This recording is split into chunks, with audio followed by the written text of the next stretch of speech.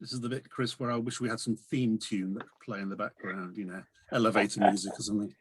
So we're just waiting for people to, I'm just watching the participants come in, so we'll just hang on a while. Whereabouts is the college? Where's Pearson? London, centre of London. Oh, right. If you know Holborn, which is, nice. sort of, yeah.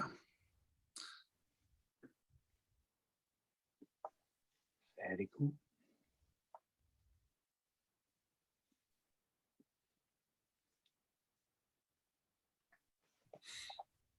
Hi, folks. We're just hanging on for more participants to join us, and then we'll be kicking off. So welcome. Hang around. We've got lots going on.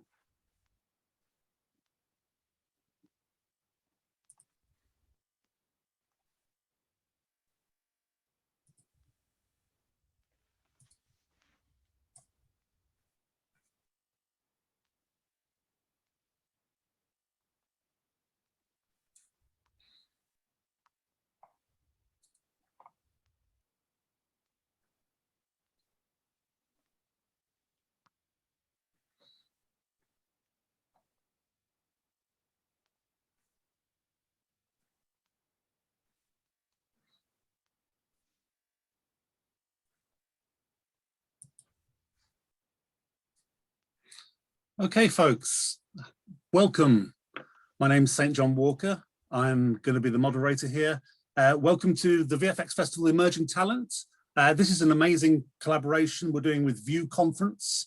View Conference is the premier international event in Italy on computer graphics, gaming, 2D, 3D animation, and it's a great partner for us. So thank you very much for View. Do look into the website, it's viewconference.it, and also the event dates are 17th to the 22nd of October. So plenty of time to book yourself in and keep an eye on View. Here back in London, we're the Escape Studios VFX Festival, and we've got a great guest for us all today here. I'd like to introduce and welcome Kris. Kris, you can almost warm your hands on the creative energy that exudes from Kris Pearn's work. The Netflix 2020 animated feature, The Willoughbys, with its frenetic action, high-speed gags, and pratfalls, is testament to Kris's energy and animation philosophy. He was the director, screenplay writer, executive producer, and the voice of Spoons McGee, although no one knows who Spoons McGee is. Maybe we'll ask him later. He's also the director of Cloudy with a Chance of Meatballs 2, that took worries about genetically modified food and made them into an alternative reality art form.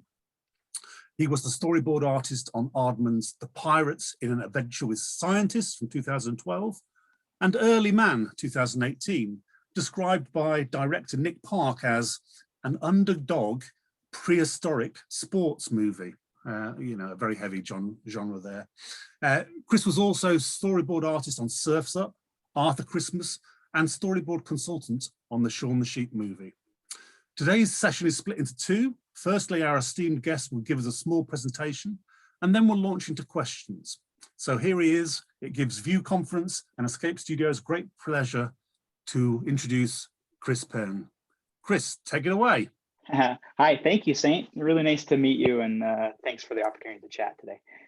So, you know, we're living in a pretty strange world right now, right? We're all scattered and talking into screens most of the time. So what I wanted to do is sort of, you know, imagine that we were like hanging out together and, you know, having a pint, and we could just talk about something, you know, somewhat like, I wouldn't say controversial, but I wanted to talk about something other than just making, you know, movies. Or so I wanted to talk about art, and I wanted to talk about sort of how, you know, the industry looks right now, and sort of just prime this conversation. So I made a little presentation. Let me get it going here.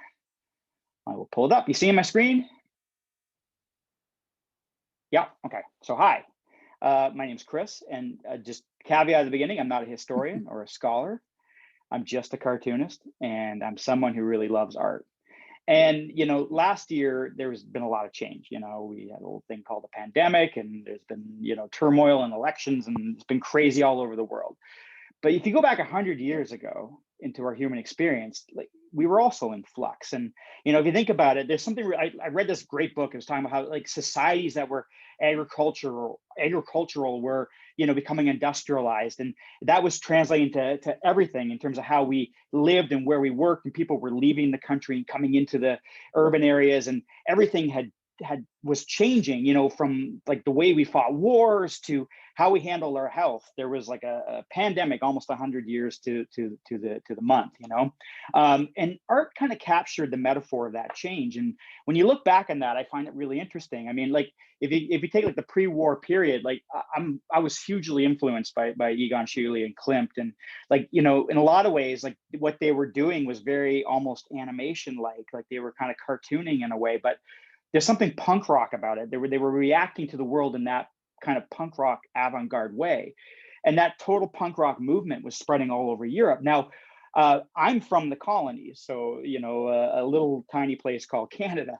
And we were over here warming ourselves against the kind of, you know, trying to pretend like we were as cultured and civilized as all of you special folk over in the old world. And, you know, it's really interesting to sort of see how ideas have traveled. And I think it is analogous to what we're seeing right now with our own art.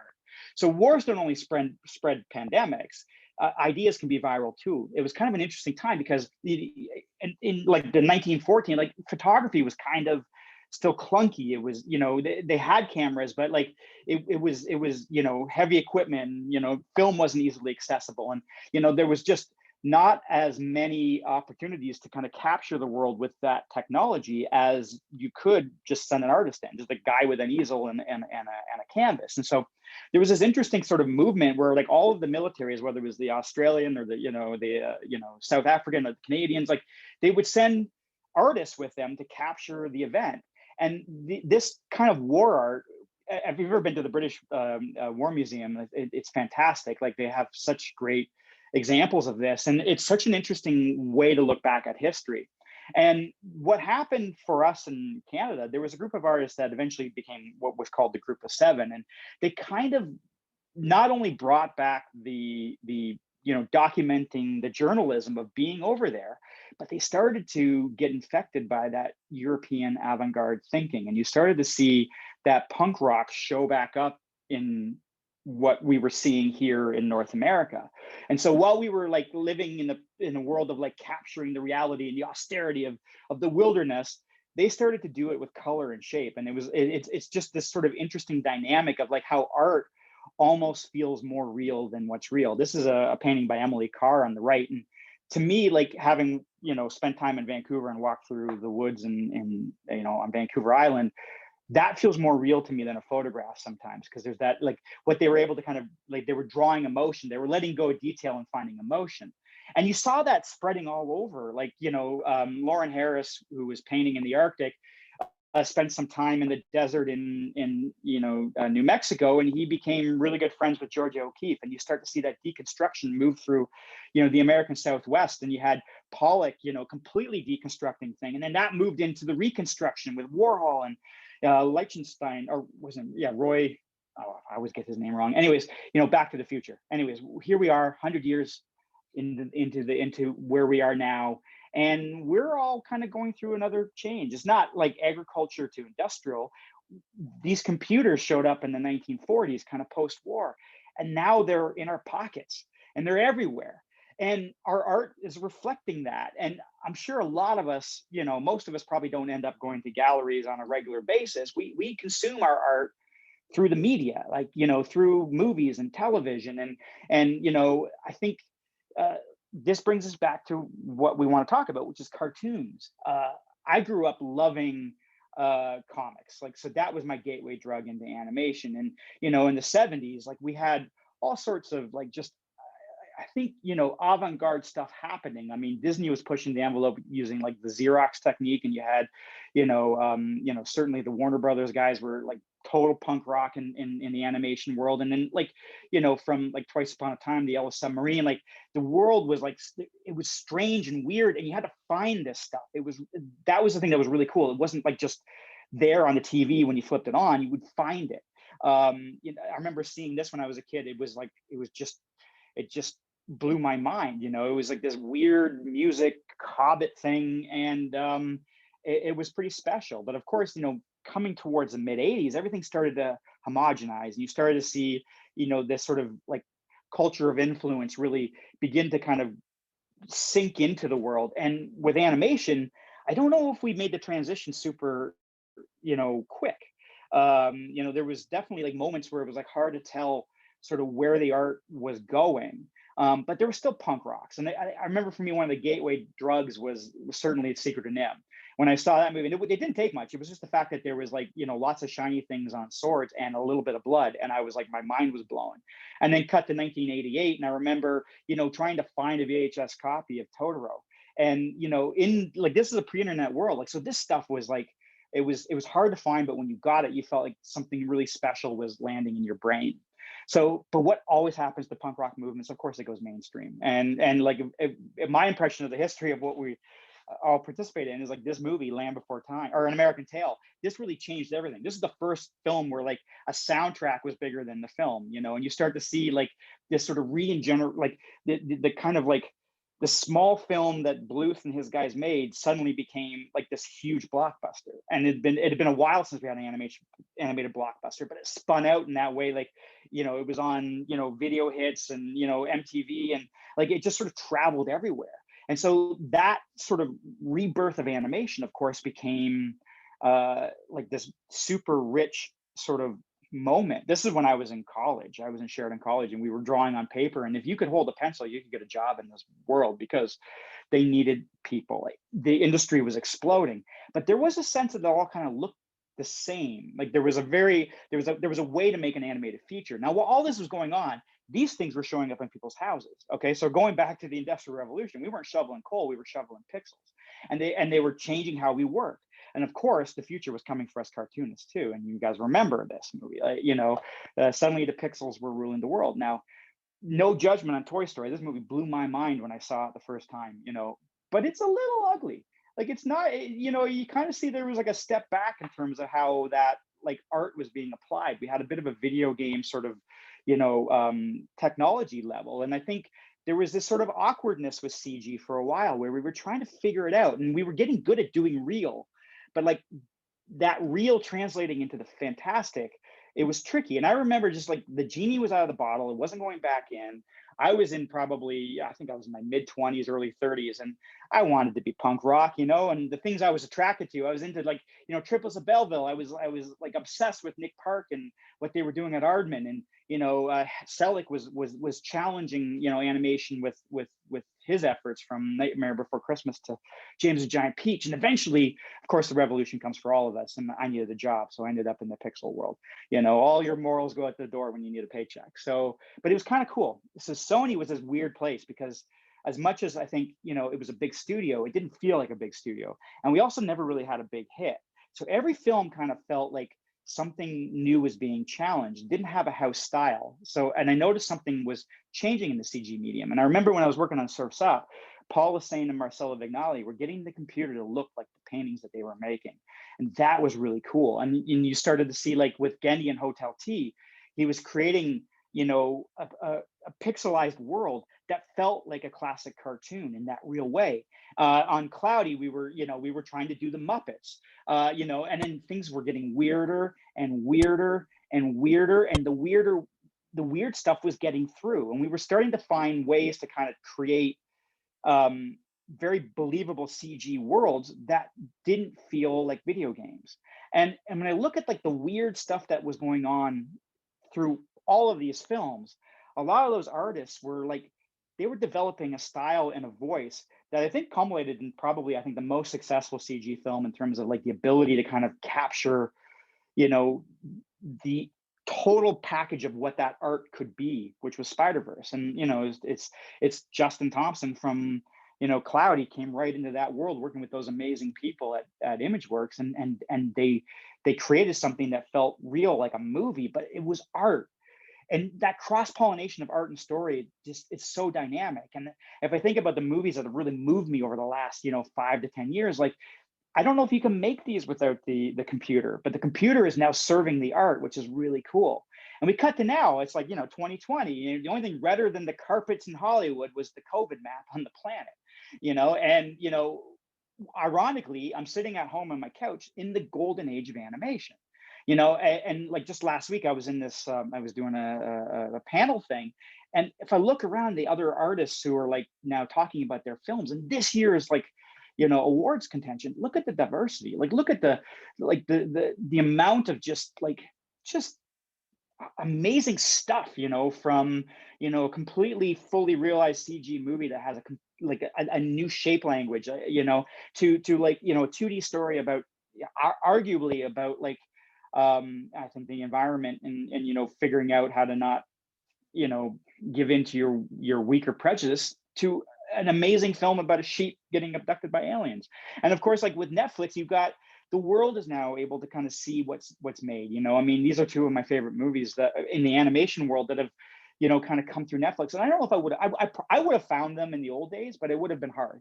Like it would have been like finding Totoro in the 1980s, and now it's in everybody's house. And like these films can find an audience, and that's amazing. And we can talk about different things. I mean, from Hair Love to like this Sound and Fury weird thing that Sturgill Simpson made this year. It's just really cool to be alive right now. And here we are with this movie, The Willoughbys, coming out at this point of time. Now, you got to cut back to 2016 for this film and my experience with this film. But, if you look at art and story as which one's the chicken, which one's the egg, it's pretty clear for The Willoughbys. The Baka was the book. It was a story by Lois Lowry that, was introduced by a producer. I read the story. I love the subversive nature of it. But ultimately, the thing you want to eat, the tasty fried or scrambled, it's the art, baby. That's the egg. That's the chicken's just laying those eggs, but the eggs are the thing you want on that screen. So grappling with tone, design was key to understanding how to tell this story. And I'm going to play you a very early teaser that we were developing to try to figure out this movie. So what we were doing was grappling with the tone. We were trying to figure out how to make a handmade world. And this is like pre-production. So you're going to see it doesn't look exactly like the movie, but it's a really interesting sort of example of how we were trying to get the technology to bend into the art form at the price point and budget that we had. So I'm just going to play it. Meet the Willoughbys. Listen, if you love movies about families that stick together and love each other through thick and thin and it all ends happily ever after, this isn't a film for you. This is about one of the worst families with kids that, play with explosives. The parents are verging on the mental. They ignore their kids. See what I mean? It's really dysfunctional. That's why I liked it. This is an odd film, to be honest. Look at that, gunpowder, right outside the window. And they're lighting it. There's a baby on a rocket, and the parents don't give a... Off it goes. That's quite funny. Sweet mother, have you seen the children? No. Splendid. Unbelievable. And a baby strapped to a rocket. Just exploded, so the baby's dead. Brilliant. The Willoughbys. Dead babies. Oh, it's not dead. But it might be by the end of the film. Who knows? No one yet. Watch the movie. You'll love it. See, I'd watch this. Good old Ricky Gervais. What we were trying to create there was this, subversive tone. We wanted to capture the book, but we wanted it to feel like art. So underpinning every choice was that, that thinking is like, how do we make this not look and feel like a computer? And it's funny, when I watch that, I see almost too much squash and stretch. Like, you see the displacement, like I'm seeing a little video game sort of issues going on there, but we had to go through that step to find the final style. Now, of course, like the foundation for the story has to come from, pencil on paper. So working with our lead character designer, Craig Kelman, I mean, we wanted to tell this story about a family, an old-fashioned family that collides with the modern world. And that's the theme. It's like, the family you're born into versus the family you choose. And along the way, that's sort of where a lot of, most people kind of figure out how to grow up. And we wanted to sort of, play in that Roald Dahl sandbox with that kind of subversive tone. But the design was all, the whole idea of like 2D principles is like, the Willoughbys were all a little emaciated, they're all a little mummified, and everything that comes into their world comes in with a different shape, a different color, and a different sort of, a sound, emotional space. It's this collision of a new idea with the old idea. So developing that voice was really something that we developed through the art. And taking case study is The Nanny. So The Nanny, this was an illustration by Lois Lowry from her book. So we started with this trope of, the classic Mary Poppins, Nanny McPhee. And we Pete Oswald, who was our designer, kind of started with this, but then we got chatting. It's like, well, what if we observe, like, who is this character? Like, who would be, willing to look after a bunch of weird kids that are shut into a house in today's world? Well, maybe somebody who's just graduated from college, maybe somebody who, has a lot of student debt, maybe somebody who's living in a very kind of, East Coast sort of city, like whether it's, I want it to feel like Toronto or Pittsburgh or, Chicago. And our designer, Kelman, he was watching Saturday Night Live and he saw this artist named Lizzo. And this performance just, kind of inspired him. We got inspired by her work and we started to like really riff on, kind of cartooning her energy and trying to get that sort of, just joy that she exudes into this film. And you can see how Kelman is like kind of playing with these shapes, and it's all coming down to the art. Even like things that were maybe slightly a joke. It's like, what if she represents love in the story? What if she had like a literal heart-shaped fro? Well, we got excited by that because like around this time we were casting Maya Rudolph, and it's like, well, this feels right for her voice. There's a warmth, there's a gentleness, but like this athletic sort of love that she can kind of bring to the table, that flour sack kind of quality. And as you can see, like this very early test, we're constantly trying to make sure that the computer is giving us that style. And that style of like even like bringing color to the house, we had to take that through everything we were observing. The Willoughby house, like I walked around my neighborhood in my hometown, the other London, Ontario, Canada, and I was shooting all these old Victorians because this is a city that was certainly built by Europeans in like probably the late 17 to 1800s. So these houses are still around. And we wanted the idea that this is like a house that had been around for a long time. It's got a history, but it's been forgotten by the world. And so you can start to see that how the art is like translating that backwards. And Robin Joseph, one of our painters, is like, what if we made it not feel like up and that it's resisting change? What if change just happened and they forgot to leave? They just stopped paying attention. They got kind of locked in their own bubble. And that to us felt really funny. And so like, as we were developing this style and like trying to get into like the whimsy of like the secret garden, I was looking at references around us. Like, there's a museum called the Eldon House where it was this Victorian museum and it had all sorts of dead things on the wall and lead paint. And something felt like funny and off and wrong about that for the right reasons. And so we wanted our characters to talk about that in the story. So we put it in the set. So that art is really coming from what we were seeing and what we were observing. Meanwhile, in the city outside, like we wanted that to feel like a really grounded place. And all of the history of it kind of being told through the buildings, through the construction. But how do we get that 2D to get into that computer? Well, ultimately, it just came down to classic 2D principles, strong shapes, strong poses, and we were constantly going back and forth between live action reference point. This is one of our animators, Eric. Flipper, faster than lightning, flying there under. They call him Flipper, faster than lightning, flying there under. So to ground the world, we were trying to ground the characters. So choices that were coming from like, how do we make our villains empathetic? Make them like children, make them, the most cartoony thing in this world, give them their own kinetic language that sort of like makes the most of our art style, of our choices. We wanted to make sure we weren't limiting our choices for performance. We wanted those choices to accent what we were doing with the art and the set, if that makes any sense. This is a shot progression here, which kind of shows how we move through 2D into 3D, using those kind of classic hand-drawn principles into our style. Huh?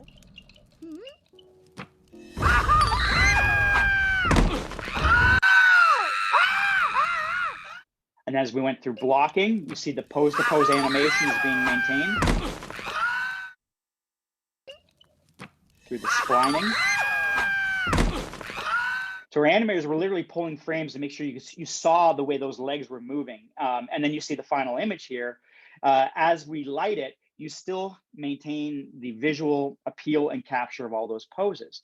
And of course, we had to harmonize the whole world and everything, even down to the effects. Helian, one of our amazing artists, who is our lead effects artist, her and Kyle McQueen, a production designer, they were constantly like thinking of like how to create that artistic, grounded feeling in everything that was in this world. So fire wasn't just, splined to be fire. We had to treat it like it was a substance, like it was paper that was being stop motion animated. All of our anything from like an exploding lobster to an exploding mustache, that was like 2D principles. The lava here was almost like replacements, like we were playing with toys. This integration of all of this cartooning should look very familiar to anybody who's like read Illusion of Life. We were using all of those principles. All of those 2D principles and integrating them in that CG world. And when it came down to things like, this is, electricity or like smoke, even the choice to off time our animation allowed the audience to sort of, I think, subliminally feel that this was made by hand, like in the old days where they'd wind the film back and shoot it at a half exposure. We wanted to kind of, really own that through our story. And I don't think we would have been able to do this 10 years ago. Like, to me, like, this is like the bit that blows my mind the most. And anybody who's ever worked in CG, like water is one of the hardest things to not make look real, because the computer makes water look real very quickly. So Helian and our team was like, what can we proxy? What can we pivot on? And so she came up with this idea. What if we use streamers, like kind of Malinar, like party streamers? And at first it looked weird and I wasn't sure it was going to work. I was like, I don't know if that ever will feel like water. But the second you put the characters there, you put some reflection on it, put the right sound effects, the world pulls together and you believe it. And to me, that's just really what metaphor is. It's just like this, suspension of disbelief that allows you to kind of enjoy the bigger subject matter. So art responds to give metaphor to difficult truths. Like we were telling a story about neglect, about, let's face it, child abuse, about like, all of these sort of heavy subjects. And ultimately this idea of like following your own, rainbow and choosing who you love. And while not every kid on this planet gets love, I think they deserve it. And I think that was the thesis of the movie. And so I needed a way to talk about that didn't feel like a documentary. So when I look forward, we have some really hard truths to face as a world, as a people, from like climate change to cultural identity to, how do we capture the stories of real people living in the real world that reflect the reality of our world, as Kemp did beautifully in Soul, upending society. I don't think punk is dead. Punk can't be dead. I'm excited to see what's next. And I'm really excited to sort of be living now with what's happening. And, art doesn't make the story, but the stories, but without it, many stories go untold. Art captures the metaphor of the moment that we're living through now. And so it's up to us to pay attention and tell good stories. And, one of the luxuries I've had over the last, few years is I get to be juries on all these student films and,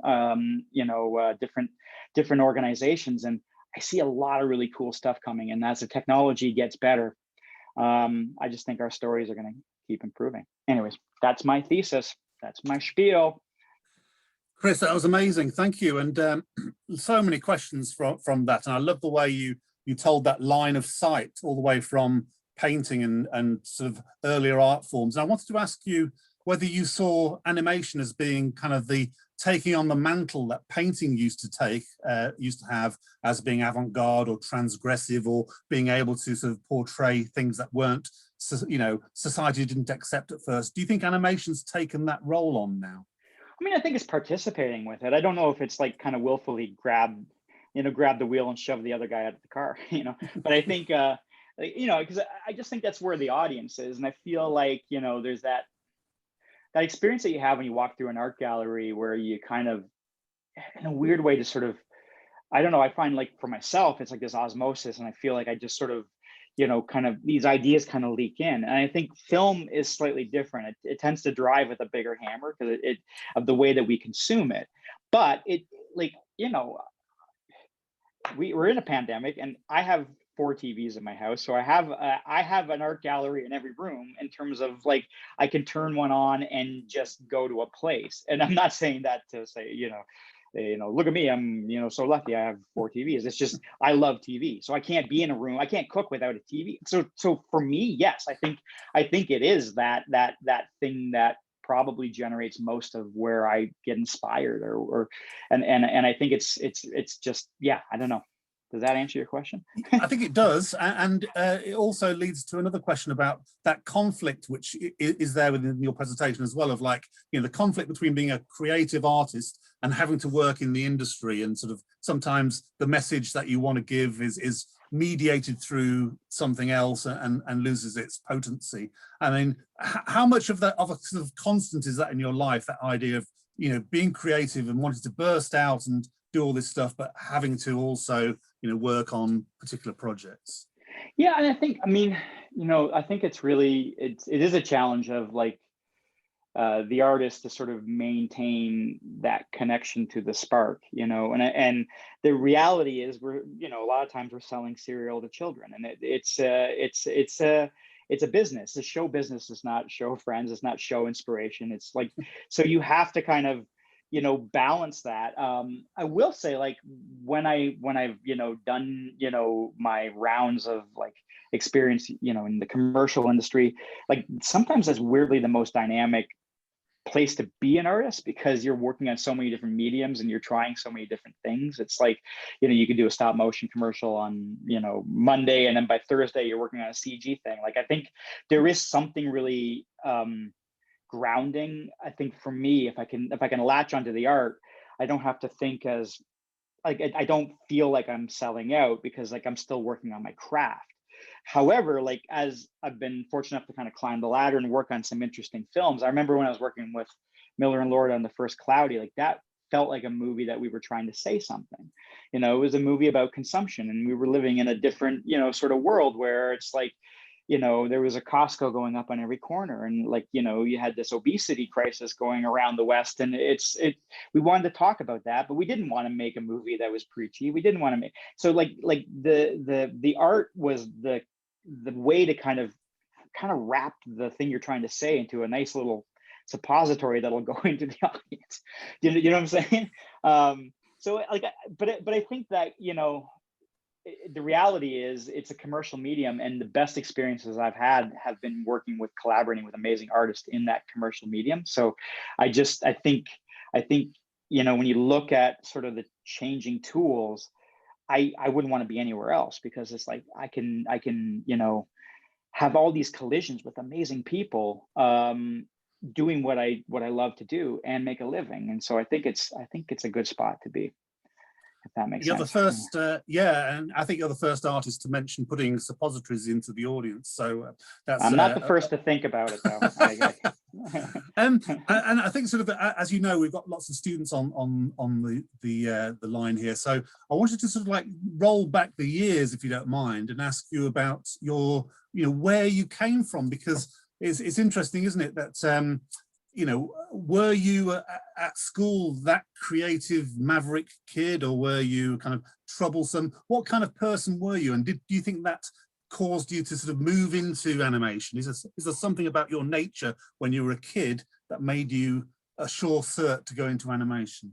Yeah, I mean, like, I grew up on a farm in the middle of nowhere, and I wasn't good at hockey.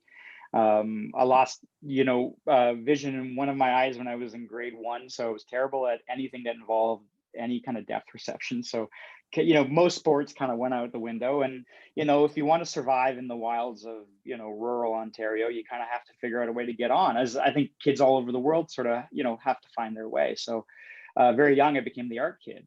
And I think, I don't know where it started, whether it was just, the fact that I loved comics and I wanted to participate. Like, from a very young age, I just remember loving, when the paper would come. Before I could read, like going to the back pages and looking at the funny pages, and just sort of, spending hours trying to draw Garfield, or trying to, draw like Jim Unger for Herman, or and as I got older, it's like, it's sort of you know, it's like a frog in boiling water. Like when I look back on it now, like there's nothing more perfect than a Far Side comic. Like the ability to tell a joke that's got like 19 layers of kind of subtle depth to it with one line and one illustration that will hold up over like, you know, decades and centuries. Like to me, like that's just perfect math. And I think like there's something that I think directly ties to that ties into animation in a way that is pretty clean for me, I think. So like that kid who is always a bit of I was a shy kid, so I wasn't the class clown, but I think I just lacked courage to do it. I wanted to be that.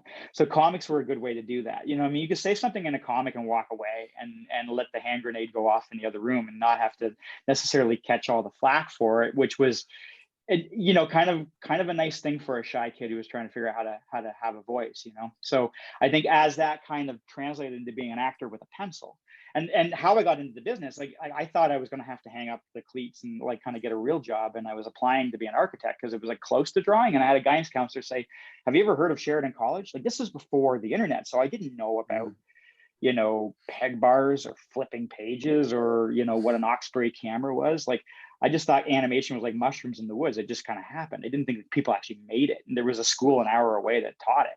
So like when I got in, I think it was a complete fluke. It was before the whole thing blew up. It was like one of those schools where, you know, a bunch of weird art kids from all over the province ended up, you know, kind of showing up on day one, and you kind of find your tribe.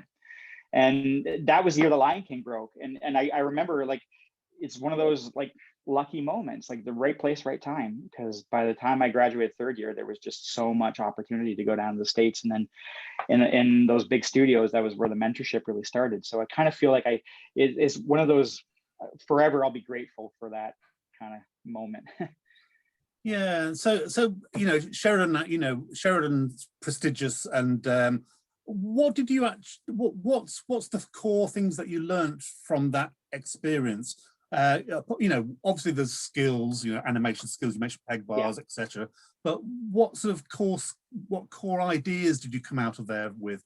What sort of don't do this, you know. I remember like my first week, I'd never done life drawing before, and you know, I was a Protestant farm kid, so you know there was a lot of repression there. So it's like, you know, somebody steps up on a stage, takes their clothes off, and starts hanging from the rafters. It's like, what's happening? Like, and so then you had a real artsy fartsy teacher, Jerry Zeldin and Werner Zimmerman, were just amazing, you know, kind of life drawing teachers. But they'd walk around behind you and they'd grab your pencil and they'd show you how to do things on your page, and like that was shocking for me for so many different. But like to me, that's what animation ended up. Like that's what it is. Like we're in this collaborative medium, and so like the idea of like, you know, getting your ideas out and not being afraid to be wrong, that's really the skill that I started to learn at Sheridan. And then like working with others, like let's face it, what makes you a good drawer doesn't always make you a great, you know, team player.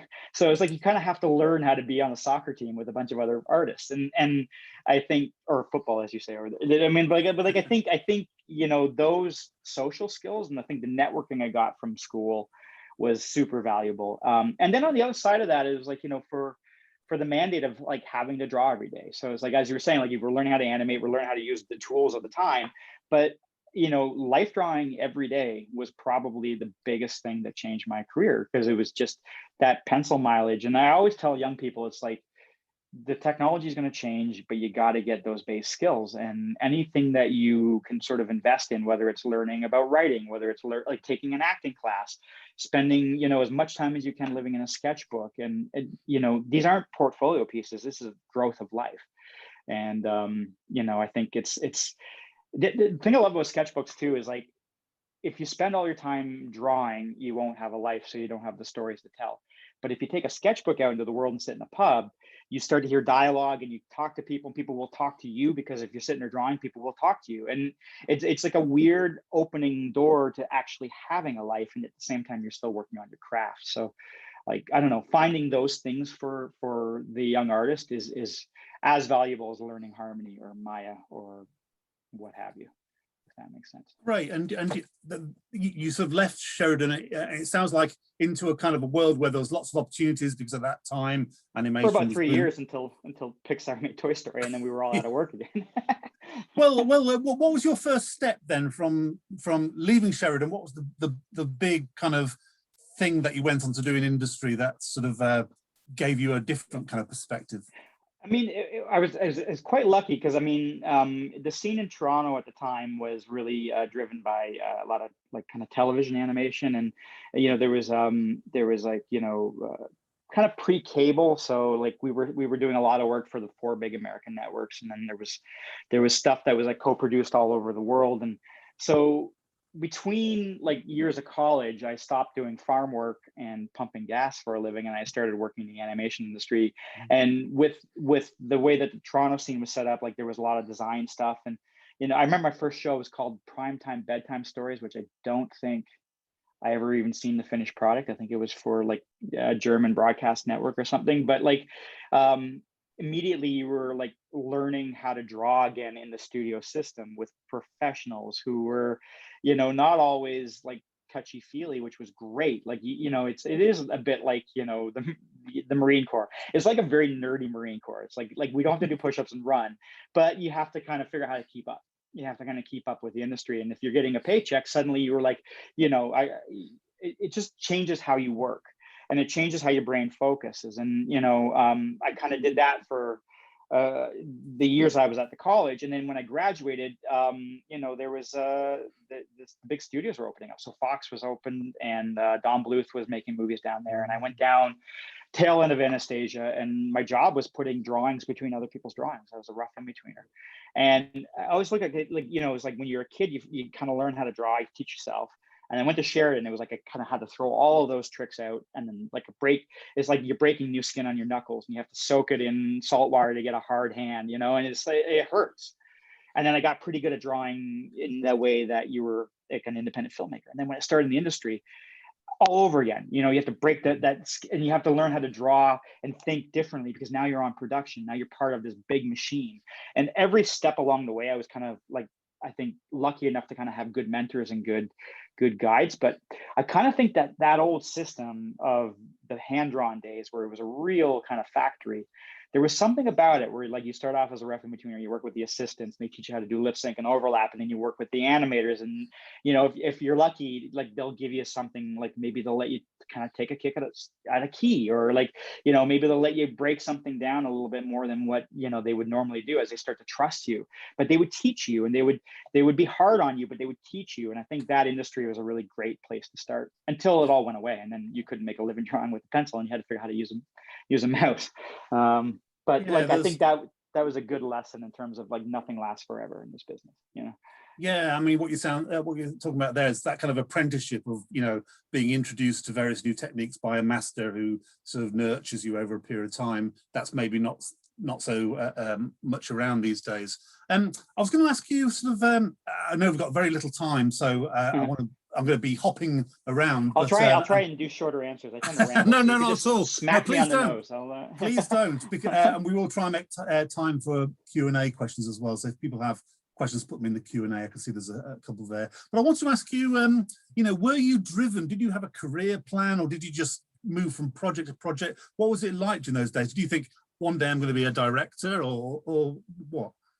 Not at all. I was chasing, I think, movies. Like I was chasing projects I wanted to kind of work on. So, I think to some extent, like it's a mixture of chasing, opportunities to work with interesting people and on interesting projects, mixed with, I got 2 kids and a mortgage. I gotta eat. So, there's that practicality of just sort of make a living. But I remember like, when the whole 2D industry kind of went through its shift, weirdly enough, like the cable industry was starting to explode. So when I did, what made sense at the time was I moved back to Canada, and I was back in TV again. And there was so much work there, but it was a lot of design work because all the animation was overseas. So my skills, I was trying to figure out how to make my skills apply to what the cable world was looking like. And that led me into storyboarding. And it was really hard to get in because it's a big job with a lot of trust. So like to get storyboarding, you have to storyboard, but the storyboard, you have to get storyboarding. So it was like one of those things of like a friend of mine in another city, Ottawa, had a roster show, and somebody got sick or couldn't do a board and they were running out of time. So I get that phone call, and then it's like nights and weekends trying to get this board done, and I nearly killed me. And I'd never want to do another one of those again. But it turns out like the guy who was sheet timing it was at the studio I was at in Toronto, and he liked my board, and he said, you know, I need a board artist, and I was rostered.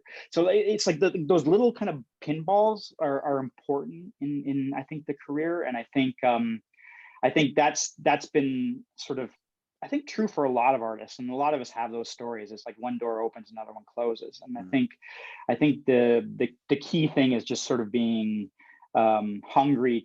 For me, it's always hungry to chase the next like opportunity to learn. So like when I got pretty established doing TV boards, I wanted to get back into the feature world, and I didn't even know really what it meant. I just knew I had this hunger inside of me to work on that long form again, and like whether it was ego or, you know what I mean, like I wanted to kind of swing that hammer again. And when I got down to Sony, I think the thing I didn't realize was how much of the job is pitching, how much of the job is being in a writer's room.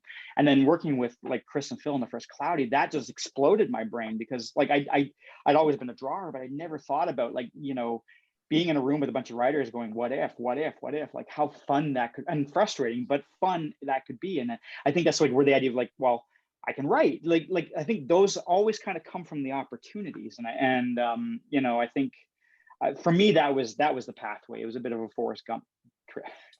I mean, it's difficult to look back now and understand that. So in 2009, Cloudy with a Chance of Meatballs was huge. I mean, 243 million grossed, I think. And you know, you were there. How did you get that gig? Like the first one or the second one? The first one, yeah, the first one. The first one. I mean, I was at Sony, and I was on a movie called Open Season, and we were starting Surf's Up and Cloudy at the same time. I think it was just, you know, Penny and Sandy, who ran the studio at the time, they took a risk on hiring me, and they were always just really supportive of, I think, young talent across the board. And you know, they were starting a new movie, and they needed a head of story. They had very experienced directors at the time. It wasn't Miller and Lord. It was Kirk Wise and Henry Anderson. And so we just got on. It's like part of it's kind of auditioning. You know, you kind of go into a room and you figure out if you guys can spend 3 years together. And they gave me a break, and so they let me be kind of in that sort of early management position. And it was hard because I wasn't great at managing early on, so I kind of had to learn those skills. But sometimes it's like, I think you just get into the job that you know shows itself, and you have to figure out how to survive. I've got this problem, I can't say no to things, so I always say yes to things, and then you kind of end up in over your head and you fight your way out of it. But yeah, and I remember Cloudy 2 came around. I was working on Arthur Christmas, and I was living in Bristol, and it was raining. Surprise! And I was walking home, and I get this phone call, and flip phone. I was trying to hear, like, it was Chris Miller and Phil Lord. I was trying to hear them, so I climbed into a bush to get away from the street noise. They were like, "We're doing a second Cloudy. Do you want to come back?" And I was like, "No," because I was on Cloudy 1 for like 5 years, and I thought we'd run out of, you know, everything. It was a hard movie to make, and you know, eventually I ended up back in the States, and we started doing the writer's room, and it was just fun. And like my the co-director I was working with, like Cody Cameron, we came up together, and it was fun. And so sometimes like these jobs show themselves because they're fun. And then, you know, you take on the responsibility of trying to make something, and you just learn as you go. But I think if it's like a healthy, fun sort of first step, that makes it easier to go through the pain of childbirth. So you became co-director on Cloudy 2. Is there a particular sort of pressure with sequels? Because obviously, you know, there's certain things you have to keep, and there's also that pressure to sort of move and develop things in new ways. How did you feel about that? It was hard. I mean, like, it's my first time doing that job. Is also like the pressure of, you know, following up a film that had become a bit cult, you know, and you know, also like honoring Kris and Phil and trying to, you know, live up to their shadow, and it's an impossible thing to quantify. I will say, like, from the experience of doing the Cloudy films, like, to the Willoughbys, I definitely feel like I was a better director the second time through because of the lessons I learned over those first two films. And so I think, you know, the anxiety that you feel is real and important to the job. And I think that's something that drives the artistic brain, or does for me. But it's always like, until you get to the end of it, then you can look back and really assess the anxiety. So in terms of like where I should have been afraid versus where I was always afraid. And I think hindsight always kind of gives you that perspective. And I think like, it's funny, like when I watch, or I probably haven't watched Cloudy 2 in years, and I think it's hard to watch those movies with that are hard, because it's like, you remember every argument you lost, you remember every kind of moment that it's like, we didn't turn it, you know what I mean? And no movie is perfect, but certainly like on the Willoughbys, I think I was much more aware of that, and how we made the movie was a little bit more relaxed, which I think allowed us to have a longer kind of run at story. And I was less afraid of the audience. In fact, I think, you know, as painful as screenings can be, like I started to understand the value of those, as in it's like slow motion stand up. And if you don't hear the laugh, you know, it's hard to tell where you get it. You know what I mean? Like you have to test the material with a real audience. And so that was something through those Cloudy films that really evolved into the Willoughbys. Well, it's interesting you mentioned audience there, because I was going to talk about the Willoughbys. And by the way, I love the sort of angular style and the thorny look of the characters. It says something about them. You know, there's also so many different influences you can see in there. To me, there's a bit of Ren and Stimpy in places, and you know, there's a bit of Aardman, etc. But I was going to ask you about you know, this is funded by Netflix. And Netflix are the kings of the sort of algorithm, if you like, and you know, they sort of spend a lot of time getting data on their audiences. And you've just mentioned audiences with regard to sort of Cloudy. You know, was there any sort of, not necessarily pressure, but was there any sort of move to make Willoughby's conform to sort of audience data, or were you given a free rein? How did it work, that partnership? Weirdly enough, probably less than with a standard sort of 4-quadrant huge budget film. And generally, I think this is true in a lot of like industries and places. Like, you know, the less you spend, the more release you have. So like, you know, generally with those bigger films, like you have a lot of focus groups, and you have a lot of kind of studio reaction, because you're trying to make everybody happy for that, you know, horse race of a box office weekend. Whereas I think with Netflix, and this is me speaking, this is not like I don't know for sure if this is the reality in terms of the way they think, but what I noticed as I went through that journey was, because it's a content driven relationship to the audience, and the fact that the audience receives that sort of material at home, you're not asking them to get into a car and spend $80 on a night out with their kids in the movie. I think the idea of like telling a good story, like maintaining a quality level, and actually trying stuff that was somewhat original, suits that model in a way that's slightly different than the box office, where you're trying to manage risk the other direction. You know what I mean? So I think what I've noticed is like what was really interesting about the 70s, and like in terms of how like independent film was like really experimenting with a lot of like subject matters and tones. And I see that on Netflix. I see it in live action. I see it in the animated films. And so in a world where we were kind of like really having to deal with a lot of sequels and trying to figure out how to make original content in an IP driven box office marketplace, Netflix has been a breath of fresh air in terms of letting us, I think, be a little weird. And so for me, it's like the journey with the audience on the Netflix side was really, for the Willoughbys, it was like trying to find the comedy tone, because like there's a version of this movie that kind of slips to mean pretty quick. So we had a really kind of a tough screening about, I guess, towards the end of 2018. And the takeaway was like that, like I had to hear it with an audience to know that, you know, I needed more Jane, because Tim was coming off as too caustic, and so it's funny how, like, you know, it's like you're making soup and you're constantly adding a little bit more of this and a little bit more of that, and if you don't taste it, you don't know what you're doing. So to me, it's like going to the audience is tasting it. So even if it's storyboards, even if it's not finished, you can get enough feedback that you can start to calibrate your movie. And so ultimately Netflix was really supportive about that. It's like trying to make the best version of this movie. And as a filmmaker, I mean, let's face it, I don't want to make a movie for 10 people. I want to make a movie for as big an audience as possible. So, you know, that's a necessary ingredient to the learning. So do you have kind of you know, a perspective now you're out the other side, and obviously you've learned so much about things from the Willoughbys. Do you have a different perspective in terms of, you know, what you want to do next? What learning did you get from the Willoughbys, do you think, that you'll use? And also, would you do a sequel if Willoughbys 2, or Willoughbys in space, or Willoughbys in medieval times? Would you do it?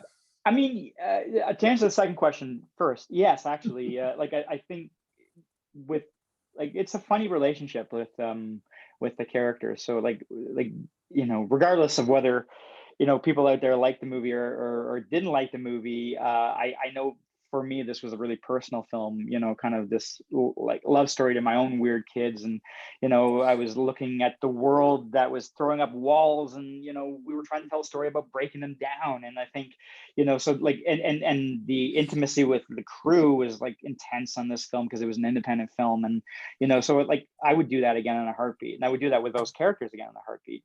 However, if that's not in the cards, like, to your first question, I think this goes back a long ways. And maybe this is a quicker and better answer than something you asked earlier. It's like, I think as you start to get experience in the industry, for me, I think 90% of what makes me happy in life is figuring out how to cast myself. Because the industry will cast you, and we, you know, if you look in live action, casting is like a big part of the conversation. And we don't talk about it a lot in animation, but, you know, it's that old saying, if you cast your crew right, you don't have to do any work, you know. And I think if you cast yourself right, like, you know, it's these things, it's like that movie Lost Boys. Every vampire you kill tries to take you with them.